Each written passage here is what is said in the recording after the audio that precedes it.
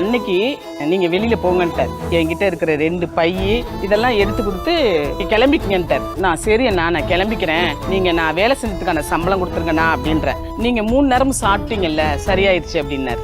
அப்படியே கூனி குறுகி போயிட்டேன். நான் வெளியில போகணும்னா எனக்கு ஒரு பஸ்ஸுக்கு போகணும்னா கூட எனக்கு ஒரு 10 ரூபா வேணும். அந்த நேரத்துல என்கிட்ட ஒண்ணுமே இல்லை, கையில காசு இல்லை. நான் வேலை செய்யறேன்னு நினைச்சிட்டு இருக்கேன். அதையும் இவரு இல்லைன்னு சொல்லிட்டாரு. என்னால வேலையும் செய்ய முடியல, என்ன பண்றதுன்னு தெரியல. ஒரு வேலைக்குன்னு தான் நான் வந்துட்டேன். இங்கே கோயம்புத்தூரில் பீலமேடில் அவங்கள்ட்ட எல்லாம் சொல்லியாச்சு, நீங்கள் தங்கிக்கலாம், நீங்கள் வந்துருங்கன்னு சொன்னாங்க. வந்த உடனே அப்புறம் கையில் எனக்கு ஒரு சின்ன பிரச்சனை இருக்குது, இந்த கை ஃப்ராக்சர். இப்போயுமே இந்த இடத்துல இந்த முட்டி இருக்கு. அவங்க இல்லை நீங்கள் இந்த கையை சரி பண்ணிட்டு வந்துருங்க, இப்போதைக்கு வேலை நான் செய்ய தயாராக தான் இருக்கேன், ஒன்றும் பிரச்சனை இல்லைன்றேன். ஆனால் இருந்தாலும் அவங்க பயந்துட்டு வேணாம், நீங்கள் கையை சரி பண்ணால் தான் பண்ண முடியும்ட்டாங்க. பாப்பாங்கள ஹாஸ்டலில் விட்டு வந்துட்டேன். வேலைக்கு வந்துட்டு எனக்கு வீடு செட்டில் ஆனோன்னு நான் வந்து வேலைச்சிக்கிறேன் பாப்பா அப்படின்னு சொல்லிட்டு. ஆனால் இங்கே இல்லைன்னு சொல்லும்போது என்ன ஆயிடுச்சுன்னு கேட்டிங்கன்னா, எனக்கு என்ன பண்ணுறதுன்னு தெரியல. திரும்ப மறுபடியும் எங்க தங்குறதுன்னு தெரியல, ஊர் புதுசு. அப்போ ஒரு அங்கிருந்து விசாரிக்கிறோம். அவரு தான் புரோக்கரு அந்த இடத்துல, அவர்கிட்ட சொல்லுங்க, அவர் வீடு பிடிச்சி கொடுப்பாருன்னு சொன்னாரு. ஆனா அவர் என்ன பண்ணிட்டாருன்னா, நீங்க 3000 ரூபாய் தான் இருக்கா, இந்த 3000 ரூபாய் பத்தாதுமா, நீ ஒண்ணு பண்ணுமா, குறைஞ்சது 5000 ரூபாயாவது தேவைப்படும், இங்க ஒரு வேலை இருக்கு பாக்குறீங்களா அப்படின்னாரு.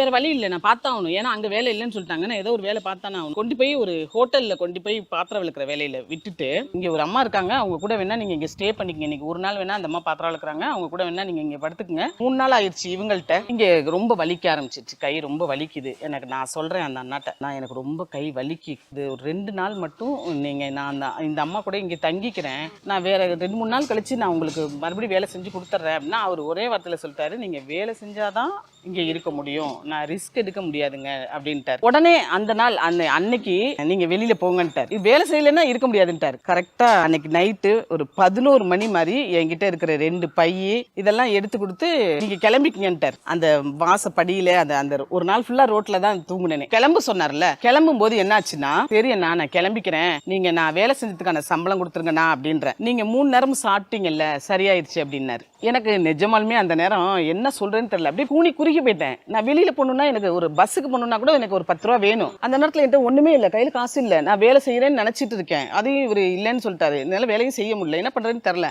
அவர் நான் அழுததை பார்த்துட்டு எனக்கு பாவம்னு சொல்லிட்டு 150 ரூபா காசு கொடுத்தாரு. நான் அதை அப்படியே சிரிச்சுக்கிட்டு நான் வாங்கிட்டு வந்துட்டேன். நான் கொஞ்சம் கொஞ்சமா வளர்ந்து வரும்போது ஒரு கடை வாடகைக்கு வந்திருக்கு, அந்த கடை பார்க்கலாமா, அந்த கடையை நம்ம எடுக்கலாமா அப்படின்னு முடிவு பண்ணும்போது நாங்க கடை தேடிட்டு இருக்கோம். அந்த கடை காலியா இருக்கு. எதை பத்தியும் யோசிக்கல, நான் எவ்வளவா இருந்தாலும் பரவாயில்ல, கடனை உடனே வாங்கியாவது இந்த கடையை நம்ம நடத்தணும் அப்படின்னு தோணிடுச்சு. ஏன்னா அந்த ஓனருக்கு முன்னாடி நம்ம உட்காரக்கூடாது, வேலை செய்யணும், அவர் வேலை செஞ்சுட்டே தான் இருக்கணும்.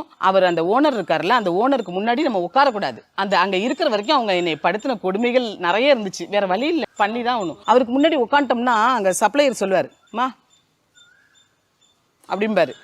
அப்ப எனக்கு அந்த இடத்துல அந்த கடையை நம்ம ஒரு ஓனரா இருந்து நடத்த போறோம் அப்படிங்கும்போது அதை எடுத்துடலாம் அப்படின்னு முடிவு பண்ணி அந்த கடையை எடுத்து அப்புறம் அதை நல்லபடியா சக்சஸ்ஃபுல்லா ஒரு மூவி மாதிரி இருக்கு. ஆக்சுவலி ரொம்ப காலம் கழிச்சு அவரை நான் பார்த்து, நான் அப்ப அங்க போகும்போது இந்த கண்ணு எனக்கு தெரியல, கை ஃப்ராக்சரா, என்னுடைய முகமே வேற மாதிரி இருந்துச்சு. அப்படி இருக்கும்போது அவருக்கு என்னை ஞாபகம் வச்சுக்க முடியல. கடைசி நேரத்தில் நான் வெளில வரும்போது அந்த அண்ணாவுக்கு அவருக்கு ஒரு பெரிய வியாதி இருக்குன்னு தெரிஞ்சுக்கிட்டேன். இப்போ நான் தெரிஞ்சுட்டு என்னால் முடிஞ்ச சப்போர்ட் அவருக்கு பண்ணிட்டு நான் சொல்லிட்டு வந்தேன் அந்த கடையை விட்டு வரும்போது, அண்ணா உங்களுக்கு ஞாபகம் இருக்கான்னு தெரியல, நான் 10 வருஷத்துக்கு முன்னாடி உங்க கடையில பாத்திரம் விளக்குன ஒரு ஆள், ஞாபகம் இருக்கா இல்லையா, 150 ரூபா காசுக்கு நான் உங்கள்கிட்ட கெஞ்சினேன்ல, அதுதான் நான். அந்த அண்ணா நான் சொல்லக்கூடாதுன்னு தான் நினைச்சேன். சொன்னா அவருக்கு சங்கடப்பட்டுருவாருன்னு நான் சொல்லக்கூடாதுன்னு நினைச்சேன்.